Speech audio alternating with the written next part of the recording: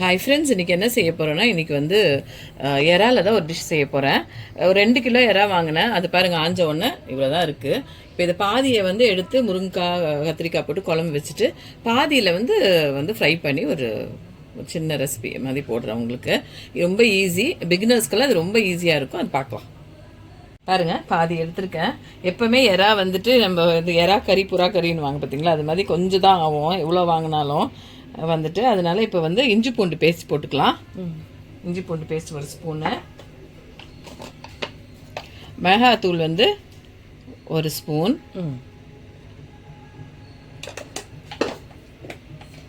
மஞ்சள் தூள் ஏற்கனவே மஞ்சள் போட்டு கழுவி இருக்கேன், அதனால வந்துட்டு கொஞ்சம் போட்டுக்கிறேன். நல்லா இறாவை வந்து மஞ்சள் போட்டு உப்பு போட்டு நல்லா கழுவி காடி ஊற்றி கழுவி எடுத்துக்கோங்க. நல்லா பாப்பா கழுவணும், ஒரு 4-5 டைம் கழுவணும் பாப்பா. நெக்ஸ்ட்டு வந்துட்டு ஜீரகத்தூள் 1 ஸ்பூன். ஏன்னா இறா வந்து நல்லா கழுவி அலசி எடுக்கணும், இல்லைன்னா மணல் இருக்கும், அதில் நிறைய மணல் இருக்கும், அதனால் எடுத்துடணும். நெக்ஸ்ட்டு பெப்பர் தூள் 1 ஸ்பூன், அவ்வளோதான் இதுக்கு தேவையானது. அப்புறம் தேவையான அளவு உப்பு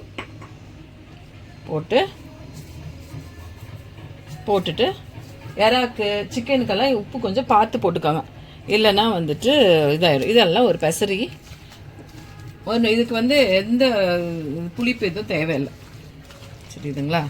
அதனால பெசரி கொஞ்சம் நேரம் வச்சுருங்க. நான் கொஞ்சம் ஃபுட் கலர் போட்டுக்கிறேன். நான் பெரிய பசங்களுக்கு கொடுக்குறது, சின்ன குழந்தைங்க கொடுத்தா ஃபுட் கலர் போடாதீங்க. பாருங்கள், குழந்தைங்களுக்கு கொடுக்கும்போது ஃபுட் கலர் யூஸ் பண்ணாதீங்க. நான் இப்போ பெரியவங்க பசங்களுக்கு, அதனால் அவங்க சும்மா, நானும் நிறைய ஃபுட் கலர் யூஸ் பண்ண மாட்டேன், எப்பயாவது தான் ஃபுட் கலர் யூஸ் பண்ணுவேன் நான். இப்போ பாருங்கள், கொஞ்சம் நல்லா வந்து பார்க்கறதுக்கு கொஞ்சம் டெம்ப்டிங்காக இருக்கும்னு சொல்லி இப்போ நல்லா இதை பெசரி ஒரு 2 ஹவர் இல்லைன்னா 1 ஹவர் ஊற வச்சுருங்க. மற்ற இதெல்லாம் செஞ்சு முடிக்கிறதுக்குள்ளார இது நல்லா ஊறி வந்துடும். ஊறி வந்தவுடனே இதை செஞ்சிடலாம்.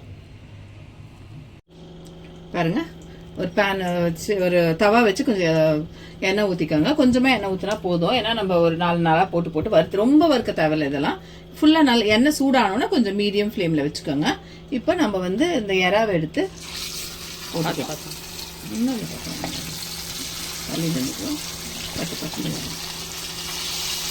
எடுத்து போட்டு சும்மா ஒரு ஆஃப் ஃப்ரை மாதிரி பண்ணிக்காங்க, ரொம்ப ஃப்ரை கூட பண்ண. இறா வந்து டக்கு ரொம்ப நீங்கள் வறுத்தீங்கன்னா ரப்பர் மாதிரி ஆயிடும் இறா. இப்போ எவ்வளோ நேரம்? சும்மா ஒரு இந்த சைடில் ஒரு 3 மினிட்ஸ், அந்த சைடில் ஒரு 3 மினிட்ஸ், அவ்வளோதான். 5 மினிட்ஸ்க்குள்ளார வறுத்து எடுத்துடலாம். ஏன்னா திருப்பி நம்ம வந்துட்டு ஒரு சாஸ் கூட போட்டு செய்ய போகிறோம். அதனால வந்து நம்ம டக்குன்னு ஒரு போட்டு எடுத்துக்கலாம். தனித்தனியாக எடுத்து போடணும், சரியா? மொத்தமாக இருக்க மாதிரி ஒட்டிக்கும். இல்லைன்னா வந்துட்டு போட்டுட்டு இது போடுறதுக்குள்ளாரே அது பாதி வந்து இதாயிரும். ரொம்ப வறுத்தா அப்படியே ரொம்ப சுருங்கி போய் அப்படியே ரப்பர் மாதிரி ஆயிரும். கொஞ்சம் ஒரு ஃப்ரை பண்ணி டக்குன்னு எடுத்துடலாம்.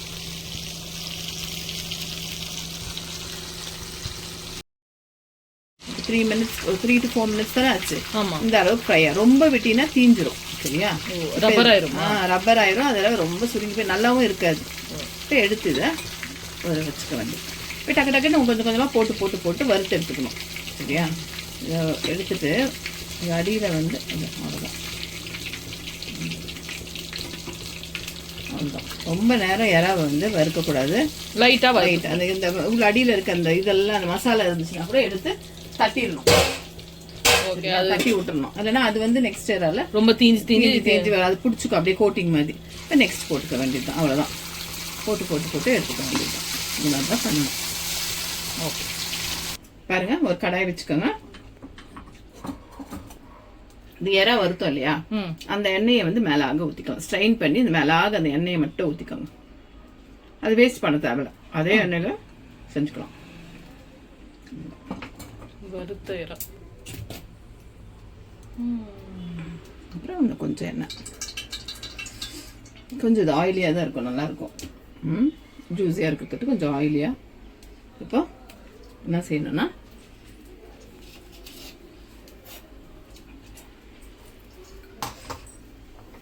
பூண்டு ஸ்லைஸ் பண்ணி பூண்டு வச்சுருக்கோம். இந்த பூண்டை வந்து ஃபர்ஸ்ட் போட்டுக்கலாம். பார்த்து பாப்பா.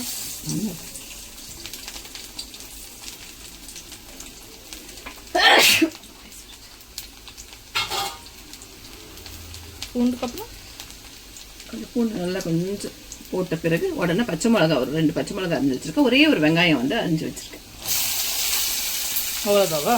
அவ்வளோதான், ரொம்ப ஈஸி. சப்பாத்திக்கு தோசைக்கு நல்லா ரொம்ப டேஸ்ட்டாக இருக்கும். அது சும்மா செஞ்சுட்டு கூட சும்மாவே சாப்பிட்டா கூட நல்லாயிருக்கும்.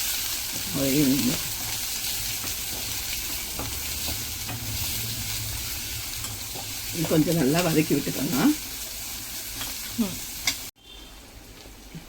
கொஞ்சம் இந்த வெங்காயத்துக்கு தகுந்த மாதிரி கொஞ்சம் உப்பு, ரொம்ப போடாதீங்க, அவ்வளோ போதும். கொஞ்சம் உப்பு இந்த வெங்காயம் வதங்கிறதுக்கு.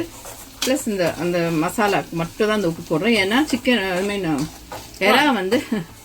எறா வந்து ஏற்கனவே வந்து நம்ம நல்லா உப்பு மிளகாத்தூள் எல்லாம் போட்டு வச்சுருக்கோம்.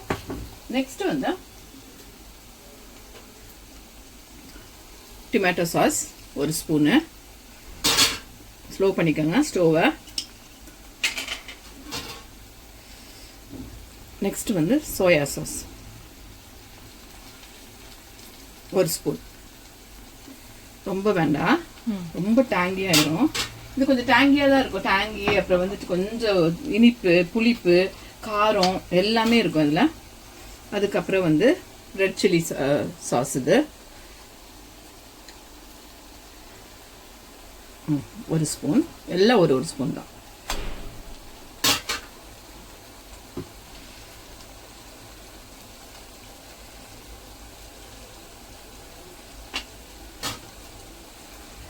இது வந்து sweet chilli sauce. Sweet chilli ரெண்டுமே இருக்கும் அதில். சாஸு போட்டுட்டு கொஞ்சம் சாஸியாக தாங்க இருக்கும், அது நல்லா இருக்கும். இதை போட்டு இது பண்ணிட்டு கொஞ்சம் நல்லா, வேறு எந்த மசாலாவும் தேவையில்லை, எதுவுமே தேவையில்ல. கொஞ்சம் கரம் மசாலா பொடி மட்டும் போட்டுக்கோங்க.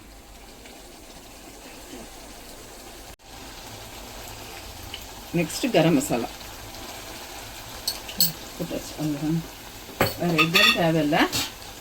இப்போ இதெல்லாம் கொஞ்சம் திரும்பி அது ரோஸ்ட் ஆகணுமா? ரோஸ்ட் ஆகணும். கொஞ்சம் நேரம் ஸ்லோவாக வச்சு பண்ணுங்க. ஏன்னா அந்த சாஸுங்கெல்லாம் போட்டிருக்கோம்ல, பிஞ்சிடக்கூடாது. அப்புறம் இப்போ கொஞ்சம் ஒரு 2 செகண்ட் தான் பண்ணோம் பார்த்தீங்களா. இப்போ என்ன செய்யணும்னா இந்த எறா வறுத்து பொரிச்சு வச்சுருக்கோம்ல, இந்த பொரிச்ச எறாவை இதில் போட்டுக்கோங்க. போட்டுட்டு இதையும் நல்லா பரட்டிக்கணும். பரட்டி ரசத்தில் கூட, ரச சாதம் வச்சுட்டு கூட இதை வச்சு சாப்பிட்டா ரொம்ப டேஸ்ட்டாக இருக்கும். இதை பாருங்கள் எவ்வளோ ட்ரையாக இருக்கும் இது. சரியா? நல்லா காரமாக இருக்கும். ஏன்னா நம்ம மிளகா போட்டு ஃபஸ்ட்டு வறுத்து எடுத்துருக்கோம். ப்ளஸ் இப்போ இந்த சாஸ் எல்லாம் போட்டிருக்கோம், புளிப்பு இருக்கும். இப்போ வந்துட்டு நம்ம கொஞ்சம் இது கூட எக்ஸ்ட்ரா என்ன சேர்க்கணும்னா வெல்லம் தூள். வெல்லம் எதுக்கு பாப்பா? அது வந்து கொஞ்சம் இனிப்புக்கு. ஓகே. இந்த வெல்லம் பொடி பண்ணி எப்போவுமே நான் வச்சுப்பேன். எல்லாத்துக்கும் தேவைன்னு கொஞ்சம் வெல்லத்தூள், கொஞ்சமாக, ரொம்ப தேவையில்லை, கொஞ்சமாக. இந்த இனிப்பு புளிப்பு எல்லாம் இருக்கிறதுக்கு போதும், அவ்வளோதான். கொஞ்சம் தான், 1 ஸ்பூன் தான் எடுத்துக்கணும். கையில் வர மாட்டேது, ஹார்டாக இருக்க தொட்டு ஃப்ரிட்ஜில் வச்சு தொட்டு. அதனால எடுத்து ஒரு ஸ்பூன் அளவுக்கு வெல்லம் போட்டு இதை நல்லா வதக்கி நல்லா இருக்கு. எப்படி இருக்குது ஸ்மெல்லு? நல்ல ஜூஸியாக இருக்குங்க. இது ஸ்லோவில் வச்சே தான் பண்ணணும். ரொம்ப வந்து நீங்கள் ஃபாஸ்ட்டாக வச்சா தீஞ்சு போயிடும், நல்லா இருக்காது. அவ்வளோதான். இதை வச்சு ஒரு 5 மினிட்ஸ் இதில் குக் பண்ணிவிட்டு அப்படியே எடுத்து வச்சிங்களா. ஏற்கனவே நம்ம வந்து ஃப்ரை பண்ணும்போது ஆஃப் குக்காக இருக்கும். இப்போ இதில் போட்டு ஃப்ரை பண்ணும்போது ஒரு 5 மினிட்ஸ் கரெக்டாக அந்த ஸ்டேபிளாக குக் ஆயிரும். அவ்வளோதான். இது எவ்வளோ ஃபாஸ்ட்டாக முடிஞ்சிச்சு பார்த்தியா? இது ரச சாதத்து கூட நல்லா இருக்குங்க. தோசைக்கு, சப்பாத்திக்கு, அப்புறம் வந்து ஃபுல்கா மாதிரி வச்சு சாப்பிடுங்க. ரொம்ப ப்ரெட்டு கூட இது நல்லாயிருக்கும். ப்ரெட்டு கூட வச்சு தொட்டு சாப்பிட்டா கூட எனக்கு பிடிக்கும், பசங்களுக்கும் ரொம்ப பிடிக்கும். மதியானம் பாருங்க ஆயிடுச்சு. கொத்தமல்லி தூவி ஒரு பரட்டி இறக்கிடலாம். இது ஒரு சைனீஸ் டிஷ் மாதிரி தான், ஆனால் இந்தியனும் சேர்த்து செஞ்சுருக்கேன். கொத்தமல்லி எல்லாம் போட்டு கொஞ்சம் கரம் மசாலா எல்லாம் நம்ம டேஸ்ட்டுக்கு போட்டு கொஞ்சம் செஞ்சுருக்கேன். இவ்வளோ தாங்க. இவ்வளோ ஃபாஸ்ட்டாக முடிஞ்சிச்சு பாருங்கள்.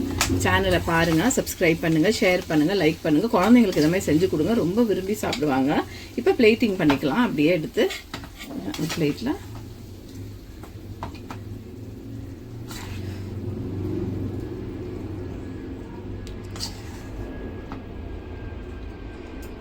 எப்படி இருக்குது? ஜூஸியாக இருக்குல்ல?